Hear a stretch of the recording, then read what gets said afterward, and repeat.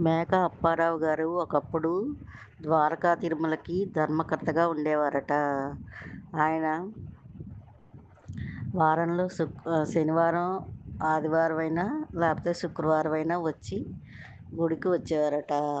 గుడిలో ప్రసాదం తిన్నాక మధ్యాహ్నం పూట ఓ గంట సేపు అక్కడ పడుకునేవారట చెక్క మంచం మీద. ఆ చెక్క మంచం మీద ఎవరిని పడుకోవద్దనేవారట. కానీ ఆ గుళ్ళో పూజారి గారికి ఈయన ఎందుకు పడుకోవద్దంటున్నారు ఎవరిని అని ఎవరూ లేకుండా చూసి దాని మీద ఒకసారి పడుకున్నారట. ఇలా పడుకున్నాక కొంచెం సేపటికి ఆ వీపు మీద నల్లులు వచ్చేసి మొత్తం కుట్టేసి ఆ రక్తాన్నన్నీ తాగేస్తే దిగ్గున లేచారట. అప్పుడు ఈ బల్లకి నల్లులు పడినట్టున్నాయి నిన్నో మొన్నో కానీ, అందుకని వేడి వేడి నీళ్లు కాసి ఆ చెక్క మీద పోసారట. తర్వాత రోజే ధర్మకర్త గారు మేక అప్పారావు గారు వచ్చారట. దాని మీద ఓ అరగంట సేపు పడుకున్నాక దీని మీద ఎవరు పడుకున్నారు అని అడిగారట. పూజారి గారు నేనే పడుకున్నానయ్యా అని చెప్పారట.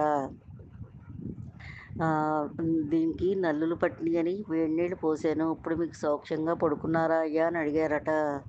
ఎవరక్కడ అని పిలిచి ఈ పూజారి గారికి సంవత్సరం పాటు జీతాన్ని ఇచ్చి పంపించేయండి అని చెప్పారట. ఎందుకని అడిగితే